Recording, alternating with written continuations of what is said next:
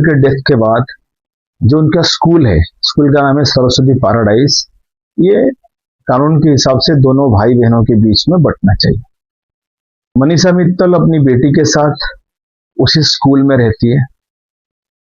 उनका भाई ने, मनीषा मित्तल ने ये पुलिस स्टेशन में बताया हुआ था, अर्जी दिया था कि उनके भाई ने गलत कागज पेपर, जो कागज वगैरह बना के उस स्कूल को अपने नाम पे बना रखा है और उसको वो हड़पना चाहते। इसलिए मनीषा मित्तल उधर ही उसी स्कूल में रहते हैं, बच्चों को पढ़ाते हैं, तो स्कूल की संचालिका है। तो उनका भाई बेड रेस्ट पे है, उनका बॉडी एक एरिया काम नहीं कर रहा है और पिछले 16 साल से उसके भाई और मनीषा मित्तल के बीच में कोई बातचीत हुआ ही नहीं है इसी केसेस को लेकर। तो क्या होता है, ऐसे ही उनकी जिंदगी चलता रहता है लाइफ में। अचानक किसी ने बोला मनीषा मित्तल के ऊपर गोली मार दी गई है। 2 लोग बाइक पे आए और गोली मार दी। मूल रूप से रोहतक की रहने वाली मनीषा मित्तल, जो 41 इयर्स की है, डॉक्टर सुबस यादव की जो पत्नी है, वो रेवाड़ी की रहने वाले हैं, उनकी वाइफ है। इस स्कूल की संचालिका थे और उसी स्कूल में रहते थे। 13 जून की शाम 6:30 या 7 बजे मनीषा उधर ही टहल रही थी स्कूल के जो प्रांगण में, तो 2 नकाबपोश वाले आए और उनको डायरेक्ट गोली मार के चले गए और वहीं पर उनकी मौत हो गई। बट हंगामा कहां से हुआ? मनीषा मित्तल जी ने कुछ ही दिन पहले ये पुलिस स्टेशन में अर्जी लिखा था कि मुझे प्रोटेक्शन चाहिए, मुझे पुलिस प्रोटेक्शन चाहिए, कोई मुझे मारने वाला है। बट पुलिस ने ये बोला था जब आपका झगड़ा होगा तब हम लोग आएंगे। मतलब आपको कोई गोली मार दे, आपको कोई मर्डर कर दे तब वो आएंगे, या मारपीट हो जाए तब वो आएंगे। ये हमारे इंडियन पुलिस का सिस्टम है। घर में तो मजे करेंगे, ऑफिस में भी आकर रात को दारू पी के सोएंगे। ये उनका इंडियन पुलिस का सिस्टम है। हम लोग कुछ मान नहीं सकते। सुजलाम सुफलाम गाना बजा के जो मार्चिंग करने से कोई पुलिस वाला ईमानदार नहीं बन जाता। तो वैसे ही स्टोरी पता है दुनिया को कि ऐसी हरकतें इंडियन पुलिस का होता है। तो ये चीजें पता चलता है। तो पुलिस जो है सबसे बड़े, जो उनके खिलाफ जो एक ही चीज है कि उसके ब्रदर, दोनों को डिस्प्यूट हो सकता है, ठीक है। और ये पता चलता है ये जो 2 लड़के हैं ये लोग हरियाणा के हैं। जब प्रेशर पड़ा, इन्होंने फटाक से चेक करने लगा, ये रोहतक के हैं, हरियाणा के हैं, कोई झज्जर का है। तो आए और गोली मार के चले गए। भाई रीजन क्या है? इसे कोई मैन वैलिड रीजन तो होना चाहिए ना। ये रोहतक के रहने वाली है, इनकी फैमिली रोहतक के रहने वाली है, ये लोग रह रहे हैं आके शिमला में, रोहतक से लोग आते हैं मारने के लिए, कुछ तो रीजन होगा।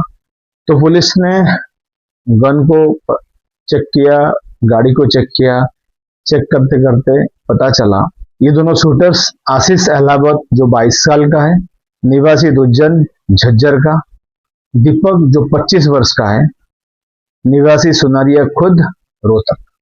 मंगलवार को उन लोगों को अरेस्ट किया गया और कोर्ट में पेश किया गया। पुलिस ने अदालत को 10 दिन का टाइमिंग मांगा था इंटरोगेशन के लिए, बट उन्होंने 7 दिन का रिमांड दिया और जल्दी रिपोर्ट सबमिट करने के लिए बोल दिया।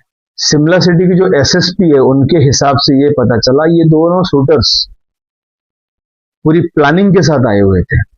ये जिस गाड़ी में आए थे वो गाड़ी तो है रोहतक का, लेकिन इन्होंने शिमला का नंबर्स लगा रखा था, हिमाचल प्रदेश का नंबर स्टिकर लगा रखा था कि कोई शक ना करे।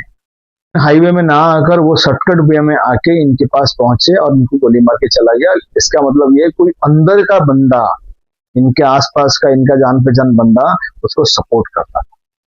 तो जब उसके भाई को पूछा गया कि भाई तुम लोगों ने कैसे, तुमने, ये तुम्हारी गलती है कि तुमने करवाया, तो भाई ने बोला उनके साथ उसका 16 साल से बात नहीं हुई। जो मुझे इसमें लग रहा है, इसमें इनके जो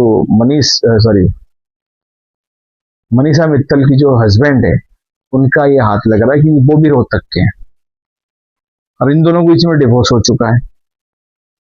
अभी तक पूरे डिसीजन आया नहीं है, पूरी इन्वेस्टिगेशन खत्म नहीं हुआ है। तो ये स्टोरी यहीं पे खत्म करेंगे। जैसे ही इसको नेक्स्ट कुछ ऑप्शन सामने आते हैं, कुछ रिप्लाई समझ में आता है, कुछ डेवलपमेंट समझ में आता है, मैं आपको एक्सप्लेन करूंगा। मेरे हिसाब से सबसे बेस्ट है इसमें अगर कोई इन्वॉल्व है वो डॉक्टर है, वो मनीषा मित्तल के हस्बैंड। कुछ भी फैमिली प्रॉब्लम हो सकता है डिवोर्स उसकी वजह से हो सकता है, कुछ भी वजह से होता है प्रॉब्लम, बट यही है। क्योंकि आप सोचो, एक भाई बहन के बीच में 16 साल से डिस्प्यूट चल रहा है, मनीषा और उनकी बेटी वहीं रहती हैं। भाई क्यों रहती हैं? अपने पति के पास रहना चाहिए। पति से अलग आप यहाँ रहते हो, बच्चों को पढ़ाते हो सकता है कुछ अलग अफेयर सामान बाहर निकल के आए, और अब तक ये समझ में आया आपको जहां से आप रहने वाले हो वहीं के बंदे आते हैं मारने के लिए, क्यों शिमला से बंदे नहीं मार सकते।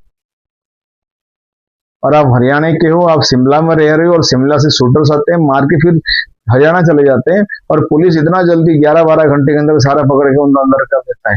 कुछ तो दाल काली है या फिर पूरी दाल ही काली है। देखते हैं आगे क्या होता है। बाकी थैंक यू सो मच।